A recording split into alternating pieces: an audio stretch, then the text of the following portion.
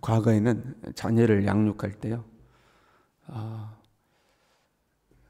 아이들이 엄마 말을 잘 안 들으면 엄마가 아이들을 약간 이제 겁을 줄 때 이런 표현을 썼죠. 그러다 아빠한테 혼난다. 이제 이렇게 하는 거죠. 아빠한테 혼난다. 과거 과부장적인 분위기 속에서는 엄마가 부드러운 역할을 하고 아빠가 엄한 역할을 하는 거죠. 아이들이 엄마를 우습게 해보고 말을 안 들으면 너 그러다 아빠한테 혼난다. 아빠한테 혼난다. 이제 이렇게 한 거죠. 아이가 아직 아빠 무서운 것 몰라요. 그래서 처음에는 아빠 혼난다 그러면 아빠가 무서운 분인가 싶어서 말을 듣다가 좀 몇 번 경험해 보니까 그게 아닌 것 같거든요. 그럼 나중에는 아빠 혼난다 그래도 이제 말발이 안 서는 거죠. 그럼 이제 아빠가 직접 이야기하는 거죠. 이놈, 너 그럼 혼나? 아빠한테 혼난다? 근데 이제 이 아이가 아빠를 우습게 알고 말을 안 들어요.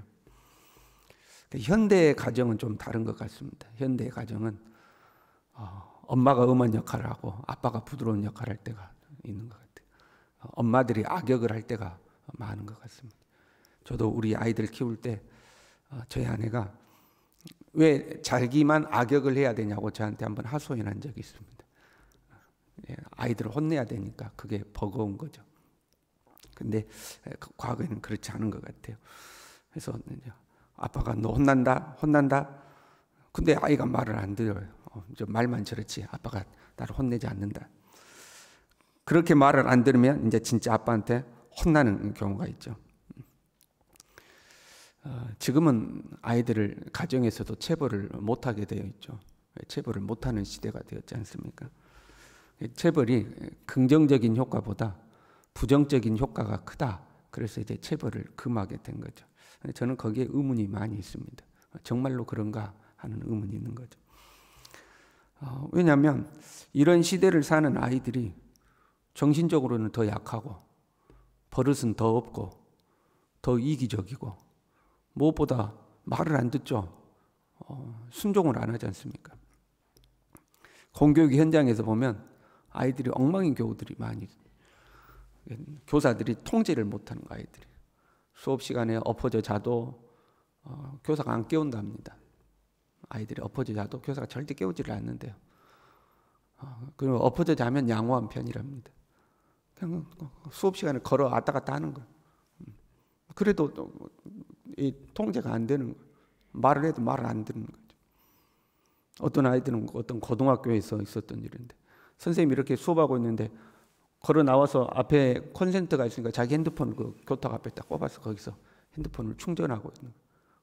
충전하다가 누워서 선생님이 이렇게 찍는 거예요. 여자 선생님인데. 뭐 그런 황당한 일들이 교육 현장에서 과거에는 상상할 수 없었던 일들이 벌어지잖아요. 체벌을 안 하고 인격적으로 키우면 아이들이 더 좋아진다는데 삶의 현장에서 나타나는 현상은 그렇지 않으니까 정말 그 말이 맞나? 그런 의문이 들 때가 있습니다.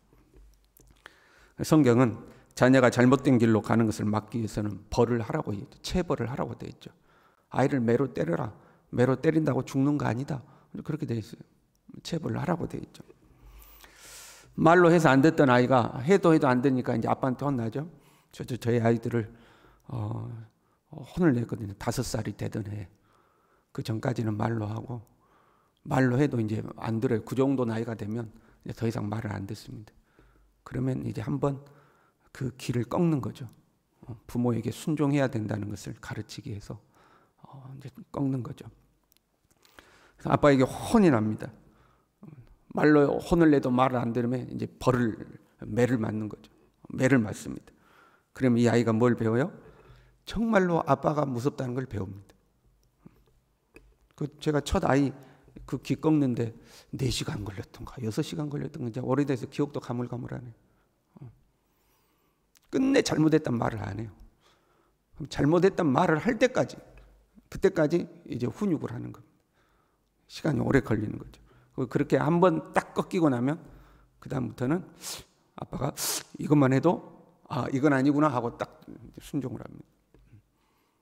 평상시에는 아빠하고 이렇게 사이좋게 지내다가도 어떤 중요한 문제를 결정해야 될 때 아빠가 그러면 이제 안 하는 거예요. 그건 아니야. 그러면 딱 이제 말을 듣는 거죠.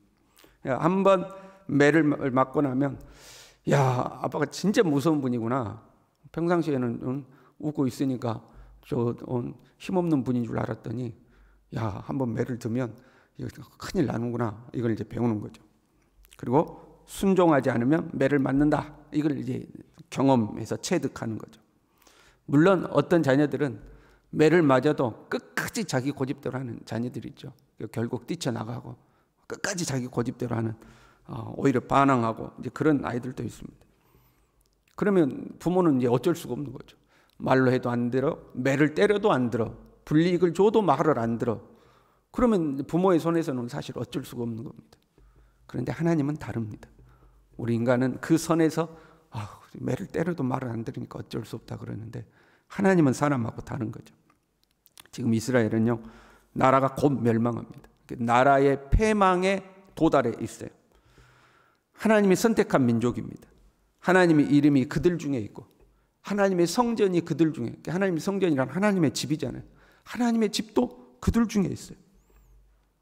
그런 어떻게 보면 정말 거룩하고 큰 하나님의 은혜를 입은 민족 아닙니까? 근데 그들이 패망에 도달해 있는 거죠. 하나님이 계속 말씀하셨어요. 그러면 혼난다, 그러면 망한다. 선지자들을 계속해서 보내가지고 야, 너 그러면 망한다, 말 안 들어, 혼난다 계속 경고해요. 그래도 말 안 들어. 이제 말만 저렇지 별거 없더라. 그럼 말 안 듣는 거죠. 그럼 이제 하나님이 진짜로 매를 때리죠. 주변 국가를 일으켜서 매를 때리는 거예요. 그럼 매 맞으면 정신 차리고 이거 아니네, 진짜 혼나네 하고 정신을 차리는데, 그것이 몇 번 반복되니까 이제 아예 말을 안 듣는 거죠. 그럼 한두 대 맞아도 버틸만해 이렇게 생각하기도 하고, 저건 하나님이 때리는 게 아니고 우연히 된 거야. 우연히 어쩌다 보니까 그렇게 된 거야 하고 이제 아예 말을 안 듣는 거예요. 말만 안 듣는 것이 아니라 온 나라의 우상을 가득 채웠어요. 3절에 보면 이렇게 됐죠. 이스라엘 산들아, 여호와의 말씀을 들으라. 주 여호와께서 산과 언덕과 시내와 골짜기를 향하여 이같이 말씀하시고, 그러니까 하나님께서 사람에게 말하는 게 아니고 이스라엘이라는 그 땅 온 전역에다가 하나님이 선포를 하시는 거예요. 온 국토가 우상으로 완전히 더럽혀졌기 때문에. 그래 이렇게 이야기해요. 온 산과 들을 향하여서 나 곧 내가 칼이 너희에게 임하게 하여 너희 산당을 멸하리니 너희 제단들이 황폐하고 분향 제단들이 깨뜨려질 것이며 너희가 죽임을 당하여 너희 우상 앞에 엎드러지게 할 것이라. 너희 온 산에 우상을 섬기는 산당들이 곳곳에 있는데, 큰 나무 있으면 그 나무 좋다고 거기다 우상 섬기는 것 만들어 놓고, 경치 참 좋으면 거기다가 경치 좋다고 우상 섬기는 것 만들어 놓고 그러잖아요. 물 좋으면 물 좋다고 거기다 우상 섬기는 것 만들어 놓고, 온 땅이 그랬다 이 말이에요. 그러니까 너희들이 그 만들어 놓은 모든 그 산당과 제단들 내가 싹 다 허물어 버리고 거기에서 우상 섬기던 사람들도 다 칼에 맞아 죽게 할 것이다 하고 이제 선언을 하시는 거죠. 여러분 한번 생각해 봐요. 우리가 어디 조선시대의 왕이라고 합시다. 상상으로나 왕 한번 돼봅시다. 왕이고 여러분은 중전마마 하시든지 대비마마 하시든지 이렇게 됐어요. 그런데 왕세자가 완전히 개엉망이야. 왕세자가. 이놈이 밤이면 나가서 온 산에다가 불을 지르고 다녀. 불만 지르고 다니는 것이 아니고 나가서 양민들을 자기 기분에 안 맞으면 무조건 막 죽여. 그리고 온갖 음탕한 짓을 하고 막 돌아다녀. 왕세자가 그러면 되겠느냐? 타일러도 안 되고 벌을 줘도 안 되고 그냥 가서 온 국토를 그렇게 이 손해를 끼치고 다녀요. 여러분 이 아들을 어떻게 하시겠습니까? 나라에는 법이 있는 건데 어떻게 하시겠습니까? 왕세자라도 법대로 처리하면 사형. 왜? 불도 많이 지르고 사람도 많이 죽이고 그랬으니까 사형. 법대로 처리하면. 여러분 왕세자라도 어쩔 수 없다. 내 자식이라도 어쩔 수 없다. 법대로 처리해서 사형해야 된다. 아니다. 내 자식이니까 내 자식만큼은 봐줘야 된다. 여러분 어떻게 하시겠습니까? 전자입니까? 후자입니까? 우리 사람은 현실로 그 일이 부딪히면 후자예요. 그래도 내 자식이니까 어떻게 죽이겠는가? 내가 왕의 권세가 있으니까 그래도 물론 역사를 보면 자기 아들이라도 죽이는 왕들이 있지만 우리는 마음 약해서 그렇게 못할 겁니다. 어떻게든 내가 좀 잘 해볼 테니까 봐주라고 누구한테 부탁하든지 하지 않겠어요? 그런데 하나님은 그렇지가 않아요. 하나님은 온 나라를 심판 아래 두셨어요. 왜요? 하나님은 더러운 것과 공존할 수가 없어요. 하나님의 나라에, 하나님이 선택한 하나님의 나라, 하나님의 백성 안에 온갖 부정한 우상들이 가득한데 하나님이 그것과 공존하실 수가 없어요. 하나님은 절대 선이시잖아요. 절대 선하신 하나님이 악과 함께 눈 감아주고 그래 같이 살자 어쩌겠냐, 내 자식들인데 어쩌겠냐, 같이 살자, 이게 안 돼요. 하나님은 공의로우신 분이잖아요. 그래서 하나님은 온 나라를 심판하시는 거예요. 그리고 그 심판이 철저한 하나님의 심판이 온 국토를 향하여서 그 국토 아래 우상을 섬기던 모든 백성들을 향한 하나님의 심판이 임할 때, 그때서야 백성들이 뭐라고 그러냐면 내가 여호와인 줄을 너희가 알리라. 진짜 하나님 살아계셨구나, 이 고백한다는 거예요. 진짜 하나님 말씀대로 되는구나, 이 고백을 한다는 거예요. 그때서야. 그냥 평상시에는 우상을 섬기면서도 야, 너 그러면 망해, 너 하나님 앞에 혼나, 그래도 이제는 씨알도 안 먹히는 거예요. 하나님은 무슨 하나님? 지금껏 내가 이렇게 살아도 아무 문제 없었어. 내가 이렇게 우상 섬기고 살아도 아무 문제 없었어. 에이, 하나님 무슨 하나님? 그렇게 하나님을 두려워하지도 않고 계시기나 하는 거야, 뭐 이렇게 산다는 거예요. 근데 언제 그걸 깨닫는 거예요? 정말로 자기 앞에 심판이 와서 온 나라가 망하고 자기가 죽기 일보 직전에 진짜 하나님 말씀이 맞았구나, 진짜 하나님 말씀대로 되는구나, 너희가 내가 여호와인 줄 알리라. 그때 깨닫는다는 거예요. 또 한 부류는요, 그때 죽지 않고 간신히 살아남아서 포로 잡혀간다. 살아남은 자들이 있다는 거예요. 그 중에 포로 잡혀가서 그들이 하나님을 기억하고, 구절에요, 음란한 마음으로 나를 떠나고 음란한 눈으로 우상을 섬겨 나를 근심하게 한 것을 기억하고 스스로 한탄하리니. 우리가 하나님 앞에 왜 그랬을까? 우리가 이렇게 망한 것은 우리가 음란하게 우상을 섬겼기 때문이구나. 우리가 하나님을 떠나서 이렇게 망했구나. 그때 스스로 한탄한다는 거예요. 그리고 그때서야 그들이 나를 여호와인 줄 알리라. 그나마 살아남은 사람들은 거기서 후회하고 회개하고 진짜 여호와가 하나님이셨다 하고 깨닫는다는 거죠. 그나마 후자의 그룹은 기회라도 있는 거죠. 회개할 수 있는 기회도 있고 돌아설 수 있는 기회도 있고, 그들은 기회가 있잖아. 여호와가 하나님이셨다, 우리 정신 차리고 다시 새롭게 하자, 이 기회가 있잖아요. 근데 전자의 그룹은요, 그 기회조차도 없는 거예요. 그 죽기 직전에, 우상 섬기다가 칼에 맞아 죽기 직전에, 병에 걸려 죽기 직전에, 재난재해가 일어나서 죽기 그 직전에 목숨이 달랑달랑하는 그 순간에 하나님 말씀이 맞았네, 하나님 없는 줄 알았는데 하나님 계셨네, 말씀대로 안 되는 줄 알았는데 말씀대로 되네, 그거 깨닫고 꼴까닥하고 죽는다는 거예요. 기회도 없는 거죠. 그때서야 여호와가 내가 여호와인 줄, 여호와가 하나님인 줄 아는데 그걸로 끝나버린 거, 죽어버리니까 끝나버리는 거죠. 우리가 하나님 말씀 잘 듣고 살아야 할 줄로 믿습니다. 보통 우리가 친척들을 만나가지고 헤어질 때 아이들에게 그런 말 하잖아요. 엄마 말 잘 들어라, 너 부모님 말씀 잘 듣고 지내야 돼. 사실 빈소리가 아니잖아요. 맞는 말이잖아요. 부모님 말씀 잘 듣고 살아야 돼. 엄마 말 잘 들어. 왜? 그게 너한테 복된다 이 말이죠. 말 안 듣고 혼자서 그렇게 살다가 혼난다, 이제 그런 말이잖아요. 마찬가지로 하나님 말씀 잘 들어야 돼. 하나님 말씀 잘 들어야 돼. 이거 빈말이 아닌 거예요. 하나님 말씀 잘 들어야 되는 거예요. 오늘날 하나님을 우습게 하는 사람들이 많아졌어요. 안 믿는 사람들은 그렇다 쳐요. 안 믿는 사람들은 안 믿으니까 하나님을 우습게 하라.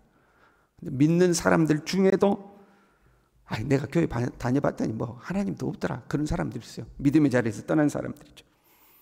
교회 현재 다니고 있는 사람 중에서도 신앙생활 그렇게 하면 혼납니다. 신앙생활 그렇게 하면 하나님 앞에 혼납니다. 그러다가 하나님 앞에 혼납니다. 그래도 겁이 없어. 하나님 앞에 겁이 없어. 그러다가 마지막 순간이 오는 거죠. 마지막 순간이 오는 거죠. 자칫 잘못하면 기회가 없는 마지막 순간이 될 수도 있어요. 예수님을 떠나서 믿음의 길을 떠나서 허랑방탕하고 살았는데 마지막 순간이 와가지고 그때서야 진짜 하나님이 계셨네 하고 꼴까닥 죽는 수가 있는 거예요. 그러면 기회가 없는 거잖아요. 아니면 어떤 사람은 그 죽어서 지옥 문 앞에 서서야 천국과 지옥이 없는 줄 알았는데 진짜 천국과 지옥이 있었네. 그때서야 깨닫는 거죠. 그렇잖아요. 진짜 지옥이 있었네. 그때서야 깨닫는데 늦은 거잖아요. 그때서야 하나님 말씀이 진리구나 깨달아야 소용이 없는 거죠. 그런 순간이 오기 전에 말로 할 때 그래도 혼난다. 말로 할 때 말 듣는 것이 제일 좋은 거 아닙니까? 그러나 그것보다 더 좋은 것은 하나님 말씀 잘 듣고, 그렇잖아요. 하나님과 화목하고 하나님과 화평하고 사는 것이 제일 좋은 거 아니겠습니까?